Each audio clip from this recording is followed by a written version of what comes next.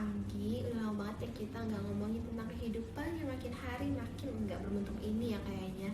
Akhir-akhir ini aku sering banget dapet curhatan. Sebagai HRD nih, pasti banyak banget ya karyawan-karyawan aku yang curhat gitu datang ke ruangan aku dan minta solusi. Masalah umum yang sering dirasain sama karyawanku atau mungkin lagi dirasain sama teman-teman yang lagi nonton ini adalah ketika orang ngerasa nggak punya kemampuan sosial baik. Ini banyak banget masalahnya dan ciri-cirinya tuh biasanya sama nih teman-teman. Ciri-cirinya tuh apa aja? Pertama, biasanya orang sering ngerasa takut kalau misalnya memulai pembicaraan dengan orang baru. Kedua, biasanya orang-orang ini suka bingung kapan harus ngomong dan harus ngomong apa saat lagi ngumpul rame-rame, sampai akhirnya kebanyakan orang memilih untuk diam dan ngikutin aja gitu.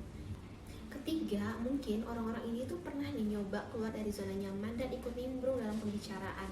Sayangnya, percobaan orang ini untuk nimbrung justru malah membuat situasi jadi awkward atau dengan kata lain canggung gitu. Nah, dari pengalaman dan masalah itu, balik lagi akhirnya mungkin banyak dari kita yang memilih untuk diem atau justru nggak ikut kumpul sama sekali. Jadinya, kita membatasi interaksi sosial kita. Dampaknya tentu cenderung lebih ke negatif ya. Akhirnya banyak peluang membangun network atau sekedar untuk menjalin pertemanan baru yang harus terlewatkan. Karena teman-teman pun jadi ngerasa bahwa dunia waktu diisi oleh orang-orang itu aja. Kalian juga mungkin ngerasa susah untuk nyari pasangan karena ya pergaulan kita mungkin sempit gitu ya. Dan seringkali ketika kita mau ngedeketin orang yang kita nggak tahu nih mau ngomongin apa gitu kan. Terus gimana nih cara buat mengatasi masalah ini? Sebetulnya sederhana ya teman-teman. Tentu kita harus meningkatkan keterampilan sosial supaya kita bisa jadi oke pas ngobrol dan bergaul sama orang lain. Kali ini aku bakal bahas tips and trik yang bisa teman-teman lakuin supaya kalian bisa mengembangkan keterampilan sosial. Pertama-tama, hal yang perlu kita ketahui adalah memang keterampilan sosial itu kayak gimana? Keterampilan sosial itu apa sih gitu ya? Keterampilan sosial adalah salah satu set keterampilan yang digunakan untuk berinteraksi dan berkomunikasi satu sama lain. Keterampilan sosial juga seringkali disebut sebagai social skill. Orang dengan social skill yang baik bakalan berinteraksi dengan sesuai dan dengan tepat sesuai dengan nilai dan norma. Orang-orang yang social skillnya baik juga bakalan tahu apa yang baik, tahu apa yang wajar, dan tahu apa yang dianggap gak wajar dalam situasi sosial. Jadi mereka bakalan melakukan interaksi sosial dengan tepat saat mereka berinteraksi dan berkomunikasi sama orang lain. Jadinya social skill ini sebenarnya bakalan mencegah adanya kesalahpahaman, bakalan mencegah adanya konflik, dan juga bakalan mencegah hal-hal yang tidak diinginkan ada dalam situasi sosial. Maka dari itu, kalau misalnya social skill kita bagus, kita jadi tahu nih ekspresi apa yang harus dikeluarin, kapan kita harus ngeluarin ekspresi itu, dan kapan kita harus berinteraksi. Dan kita juga jadi tahu apa yang harus kita omongin dan gimana kita harus ngomongin itu pas lagi di tengah orang-orang lain. Kenapa sih sebaiknya kita mengembangkan keterampilan sosial kita? Social skill yang baik itu sebenarnya banyak manfaatnya teman-teman ya. Pertama, social skill itu bisa membantu kita untuk memulai interaksi dengan orang lain dan juga berperan dalam mengembangkan dan menjaga hubungan dengan orang lain. Kalian juga bisa jadi pendengar yang baik dan terhubung secara emosional dengan orang lain. Akibatnya hubungan dengan orang lain itu jadi lebih dalam dan juga jadi lebih berkualitas. Hubungan yang berkualitas ini bisa ngebantu teman-teman untuk menghadapi stres. Kenapa? Karena support system itu lahir dari hubungan yang dekat dan berkualitas. Orang yang punya support system yang baik bakalan lebih mudah untuk bangkit dari stres dan juga lebih mudah untuk bangkit dari berbagai masalah. Kedua, hubungan berkualitas dengan orang lain juga bisa mendukung kesehatan fisik kita. Penelitian menunjukkan kalau hubungan berkualitas berdampak pada usia yang lebih panjang dan juga mempercepat proses pemulihan seorang yang sedang terkena penyakit. Ketiga adalah memperbesar peluang sukses di karir. Keterampilan sosial yang perlu dimiliki oleh pekerja, karyawan, atau bahkan mahasiswa adalah komunikasi dengan efektif. Maksudnya berkomunikasi dengan efektif di sini adalah kalau teman-teman bisa mengutarakan ide dengan meyakinkan dan kalian mau mendengarkan rekan kerja. Kalau bisa berkomunikasi secara efektif di tempat kerja, kalian pasti akan jadi team player yang baik. Akhirnya performa kalian jadi bagus, hasil kerja kalian juga akan sesuai dengan apa yang diminta klien atau atasan.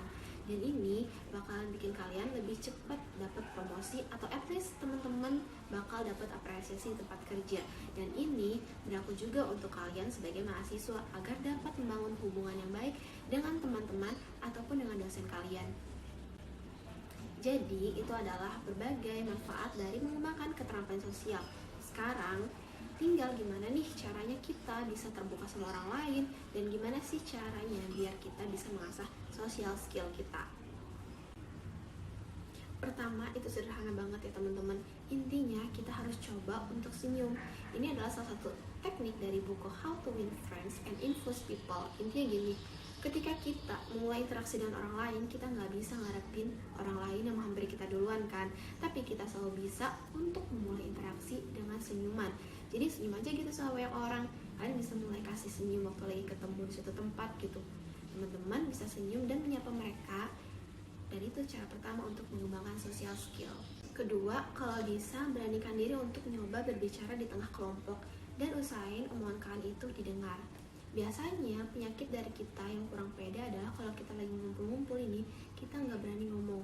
Kita jadi pendengar doang, dan kalau misalnya ada yang ngejokes, kita cuma ikutan ketawa doang, dan kita nggak nyoba untuk membuka ataupun memimpin pembicaraan.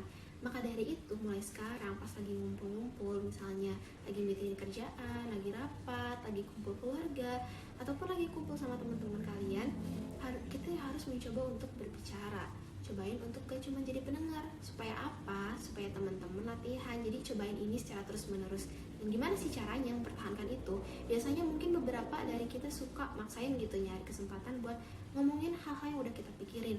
Kita suka mikir nih, keras, overthinking gitu ya, di kepala tumbuh-tumbuh nanyain, habis ini aku ngeluarin jokes apa, habis ini aku nimbrungnya kayak gimana gitu kan. Well, kalau kata salah satu penulis buku The Social Skills Guide Book, sebenarnya caranya bukan kayak gitu teman-teman.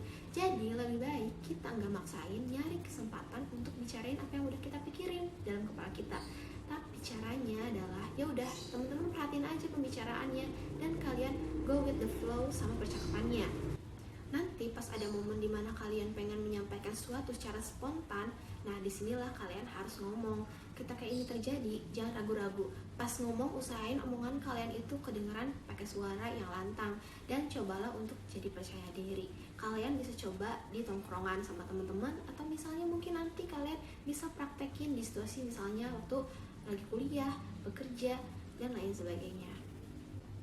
Ketiga, teman-teman bisa belajar untuk mengutarakan ketidaksetujuan kalian sama orang lain. Tapi ingat, kalau harus melakukan ini dengan cara yang tetap konstruktif, usahain untuk gak menyinggung perasaan orang lain. Sebetulnya berkaitan banget nih sama salah satu skill komunikasi, yaitu komunikasi asertif. Keberanian untuk bilang dengan lugas dan tetap sopan bahwa kalian misalnya keberatan, misalnya tersinggung, marah, atau misalnya kecewa terhadap orang lain. Ini menunjukkan bahwa keterampilan sosial kalian itu udah terlatih.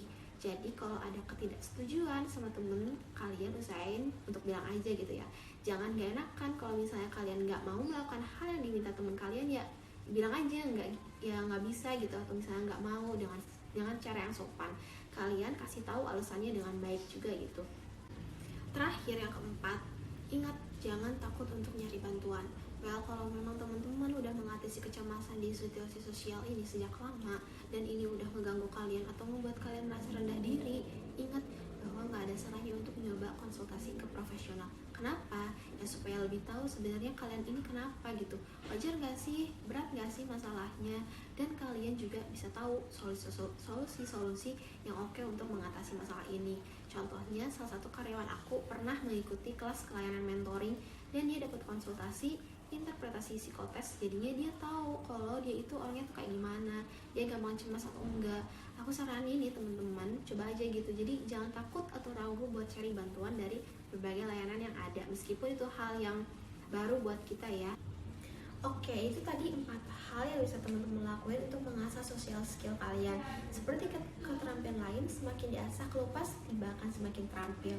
Dalam menghadapi situasi sosial, ingat bahwa berinteraksi sosial dengan baik itu bakalan ngasih keuntungan buat diri kalian sendiri. Karena itu, kalian perlu banget nih nyobain dan menerapin hal-hal yang udah aku bagiin barusan untuk mengasah social skill teman-teman. Semoga video ini bisa membantu teman-teman menjadi lebih baik lagi ke depannya. See you di next video. Have a nice day. yang